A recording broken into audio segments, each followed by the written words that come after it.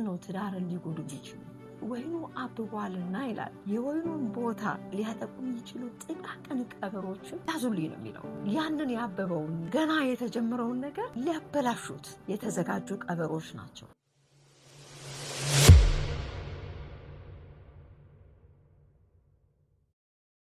ያስጥልኝ ፕሮግራማችን ተከታታዮች የጥበብ ጎጆ የተሰኘው ፕሮግራም ነው። እንደተለመደው በዚህ ፕሮግራም ቤተሰባዊ ነክ ነገሮችን፣ ማህበራዊ ነክ ጉዳዮችን እንዲሁም አገርን፣ ማህበረሰብን ይበጃል ይጠቅማል የምንላቸውን ሀሳቦች ይዘን የምንቀርብበት ፕሮግራም ነው። አብራችሁን እንድትቆዩ እየጋበዝኳችሁ ይህንን ቤት ሰብስክራይብ፣ ላይክ እና ሼር በማድረግ እንድታበረታቱን እንጠይቃችኋለን። ዛሬ እንግዲህ በዚህ ፕሮግራም ደግሞ ይዤላችሁ የቀረብኩት በትዳር ውስጥ ሸልኮ ሊገቡ የሚችሉ ጥቃቅን ቀበሮችን ነቅቶ ማስወገድ በሚል ነው። ይህ ምንድን ነው? በትዳር ውስጥ ጥቃቅን ቀበሮች፣ ጥቃቅን የሆኑ ማለት የማይታዩ የሚመስሉ ግን ትዳርን ሊያበላሹ የሚችሉ ቀበሮች አሉ። ጥቃቅን የሚባሉ ነገሮች አሉ እና እነዚህ ነገሮች ነው ዛሬ አብረን የምናየው። ምንድን ነው ትዳርን ሊጎዱ የሚችሉ? ለምን ከባብ ትልልቅ ቀበሮች አልሆኑም? መኃልየ 2:15 ላይ እንዲህ ይላል፣ ወይኑ አብቧልና ይላል። የወይኑን ቦታ ሊያጠቁ የሚችሉ ጥቃቅን ቀበሮችን ያዙልኝ ነው የሚለው። ያንን ያበበውን በቃ ገና የተጀመረውን ነገር ሊያበላሹት የተዘጋጁ ቀበሮች ናቸው።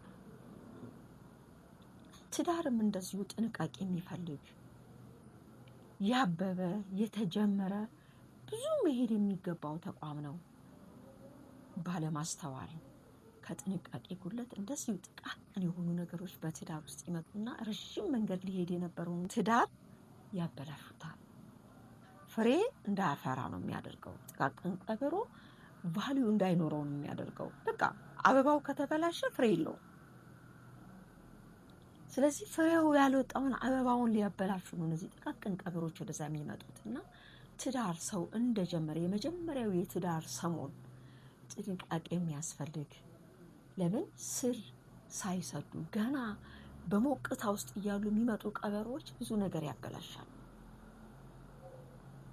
ምንድናቸው እነዚህ ጥቃቅን ቀበሮች? በትዳር ውስጥ ሊፈጠሩ የሚችሉ ምንድናቸው? የመጀመሪያው ጥቃቅን የሚባለው በራሱ በግለሰብ ውስጥ ያለው ልምምድ። ወደ ትዳር ሰው ሲገባ ይዞት የመጣው ልምምድ አለ ያልተወው። ያ ምንድነው የሚያደርገው? ያ ትዳር አድጎ ጥሩ ቦታ ላይ እንዳይደርስ ከወዲሁ ከውስጥ ይጎዳዋል ማለት ነው። የተለያዩ ልምምዶች ሊኖሩት ይችላል ሰው ከጋብቻ በፊት በነበረው ጊዜ።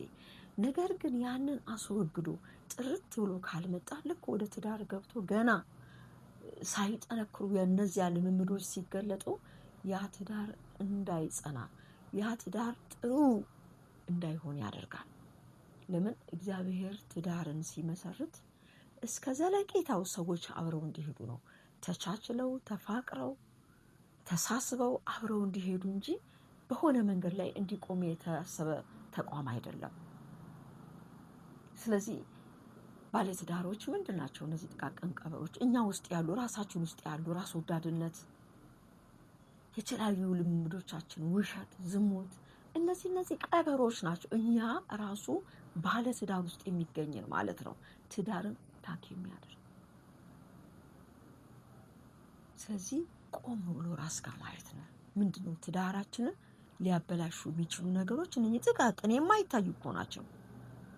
አይታዩም፣ ግን ትዳሩን እየጎዱት የሆነ ቦታ ላይ ያ ትዳር ይቋረጣል።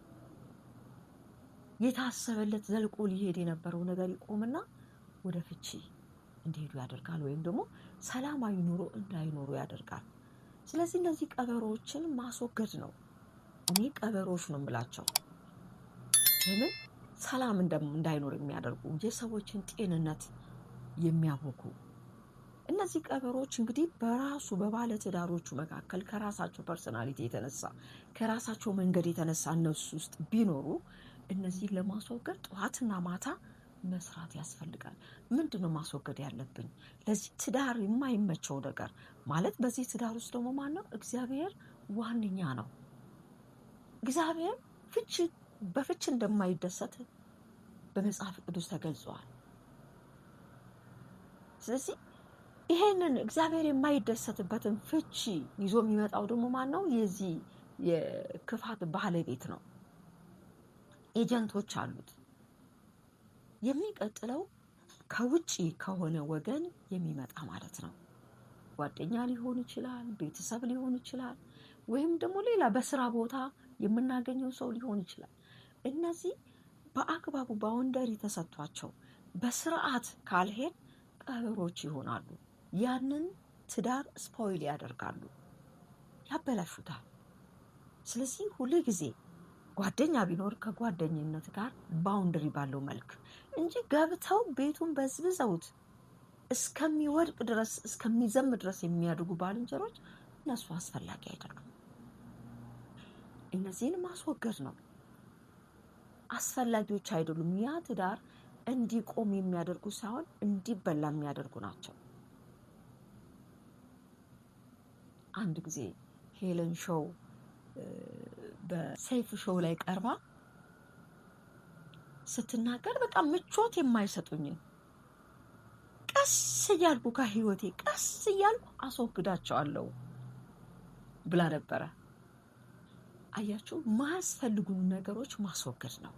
የግድ ሰብስበን እንደ ጋርቤጅ ይዘናቸው የምንሰቃይበት ምንም ምክንያት አይኖርም። በቃ ለእናንተ ትዳር ምቹ የማይሆኑ ያንን ትዳር ሊያበላሹ የሚችሉ ነገሮችን ቀስ በቀስ ጎርተናቸው አይደለም ነው፣ ቀስ በቀስ እራሳቸው ተጎርተው ከሄዱ ይጎዱ። ነገር ግን እናንተ ቀስ በቀስ ከህይወታችሁ ማስወገድ ነው። ለምን? እነዚህ ትዳርን የሚያበላሹ ቀበሮች ናቸው። ገንቢ የሆነ ሀሳብ የሌላቸው፣ ፕራይቬሲ የማይጠብቁ፣ ራሳቸውን ችለው የማይቆሙ ሰው ላይ የሚመጡ እነዚህ አስፈላጊ አይደሉም። ኢቨን መጽሐፍ ቅዱስ ሲናገር እግሮችህን ወደ ባልንጀራ ቤት አታዘውትር፣ ችግር አለ ማለት ነው። በቃ በጣም በስርዓት ነው ሰው መኖር ያለበት። የብዙ ትዳሮች መፍረስ ምክንያት በጣም የቅርብ የሆኑ ወዳጆች ናቸው፣ ወይም ቤተሰቦች ናቸው፣ ወይም ራሱ ባለቤቱ ነው። ካልሆነም ደግሞ ሴጣን ነው። ሴጣን ደግሞ ብቻውን አይመጣም፣ ክፍተት ሲያገኝ ነው እሱ የሚመጣው። ስለዚህ ቀስ በቀስ አላስፈላጊ የሆኑ ሪሌሽንሺፖች፣ ባውንደሪ የሌላቸውን ሪሌሽንሺፖች። አንዲት ሴት ሄዳ ቢሮ ስለ ባሏ ኔጌቲቭ ነገር ለሌላ የስራ አጋሯ ወንድ ብታወራ ምን እየፈጠረች እንደሆነ ማወቅ አለባት። ቀበሮ እየመጣ ነው። ቀበሮውን ወደ ቤቷ እየጠራች ነው። ወንዱም እንደዚሁ። እነዚህ ቤትን የሚበዘብዙ የሚያበላሹ ናቸው። ስለዚህ እነዛ ሰዎች ፓወርፉል ይሆናሉ። ባገኙት ኢንፎርሜሽን ፓወርፉል ይሆኑና ይሄንን ቤት አታክ ሊያደርጉ ይመጣሉ። ስለዚህ በተቻለ አቅም አላስፈላጊ የሆኑ ያንን ትዳር ሊገነቡ የማይችሉ በጎ የሚገነቡ ወዳጆች አሉ፣ ጓደኞች አሉ፣ ወዳጆች አሉ። እነዚህን መጠበቅ ነው። በአግባቡ የሚያዙ ናቸው። ግን ቀበሮ የሆኑትን ቀስ በቀስ ከህይወት ማውጣት ነው። ሌላው ቤተሰብ ነው። በትዳር ውስጥ አንዳንድ ቤተሰብ የሚገርም ጥፋት ያጠፋል። ሰው እናትና አባቱን ይተዋል፣ ከባሉ ወይም ከሚስቱ ጋር ይጣበቃል፣ አንድ ይሆናል ነው የሚለው መጽሐፍ። ነገር ግን ይሄንን ጥሰው መተው የልጆቻቸውን ትዳር የሚያበላሹ ቤተሰቦች እጅግ ብዙ ናቸው። ቁጥራቸው በጣም ብዙ ነው። ስለዚህ ወላጆች ይሄ መጥፎ ነው። የልጆቻችሁን ትዳር ትጠብቃላችሁ እንጂ የልጆቻችሁን ትዳር ለማበላሸት ቀን ከሌት አትስሩ። ለእናንተም መልካም አይሆንላችሁም፣ መጥፎ ውጤት ታገኛላችሁ። እግዚአብሔር ደግሞ በዚህ ሁሉ ይከፍላል። ለምን? ይሄ ትዳር የእግዚአብሔር ነው። በምንም አይነት መንገድ ልጆቻችሁ ወደ ትዳር ይግቡ፣ እግዚአብሔር በዚያ ውስጥ አለበት። እግዚአብሔር ያለበትን ትዳር መንካት በራስ ላይ ሌላ መከራ ማምጣት ነው። ስለዚህ ልጆቻችሁን መምከር፣ ትዳራችሁን እንዲጠብቁ ማድረግ እንጂ ጥቃቅን የሆኑ ትዳርን ሊያበላሹ የሚችሉ ኢሹዎችን እየይዛችሁ እየመጣችሁ የልጆቻችሁን ቤት የምትበጠብጡ ቤተሰቦች፣ የወንድሞቻችሁን የእህቶቻችሁን ቤት የምትበጠብጡ እህቶች፣ ወንድሞች፣ በጣም ይሄ ጥንቃቄ ያስፈልጋል። እናንተም እንግዲህ ጥንዶች ቤተሰብ ይረዳል፣ ይጠይቃል፣ አካል ነው። በአክብሮት ባል የሚስቱን ቤተሰብ በአክብሮት፣ ሚስትም የባሏን ቤተሰቦች በአክብሮት አሳድገዋል፣ ወልደዋል በአግባቡ። ነገር ግን ለማይገባ ቶክሲክ ለሆነ ነገርን የሚፈጥር ችግርን የሚፈጥሩትን እነዚህን ከትዳራችሁ ቀስ ብላችሁ መስመር ማስያዝ አለባችሁ። እናንተ ደግሞ ማትችሉ ከሆነ እግዚአብሔር ቀስ ብሎ ነገሮችን መስመር ያስይዛል። መጸለይ በዚህ ውስጥ ጥሩ ነው። ሌላኛው ደግሞ እንግዲህ ጥቃቅን ቀበሮች የምንላቸው ሰይጣን ነው። ሰይጣን በራሱ ዝም ብሎ አይመጣም። አሁንም ሰይጣን ሰው ውስጥ ገብቶ ነው የሚመጣው። አዳምና ሔዋን ያኔ በነበሩ ጊዜ እባቡ ሲመጣ ሌላ ሶስተኛ ሰው አልነበረም። አሁን ግን ሰዎች ስላሉ ሰዎችን ሼል አድርጎ ሰዎችን መኖሪያ አድርጎ ወደ ሰዎች ይመጣል። የማይገቡ ኢንፎርሜሽኖችን ያሰራጫል። ዛሬ ደግሞ ዘመኑ ጥሩ ነው። ቴክኖሎጂው እጅግ ምቹ ሆኗል። የተለያዩ ታሪኮችን በመፍጠር ትዳሮችን እየበጠበጡ ያሉ ሰዎች ማለት የሰይጣን ኤጀንቶች ብዙዎች ናቸው። ስለዚህ እነዚህንም በመረዳት በማወቅ በእውቀት ቀስ ብሎ አሁንም ይሄንን ከህይወት ማስወገድ። አላስፈላጊ ግንኙነት ሰዎች ቤት እንዴት ነው ሰው ከምሽቱ 5 ሰዓት ባለትዳሮች ቤት አንደኛው ወገን ጋር አበባ የሚልከው? እንደዚህ አይነት ነገሮች ወይም ደግሞ የተለያዩ ቴክስቶች ሰዓት እላፊ ኢቭን ሰዓት እላፊም ባይሆን አላስፈላጊ ነው።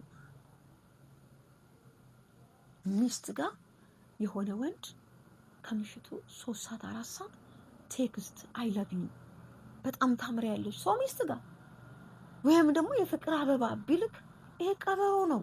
ማስወገድ ነው። ይሄንን ቶሎ ከህይወት አስፈላጊ አይደለም።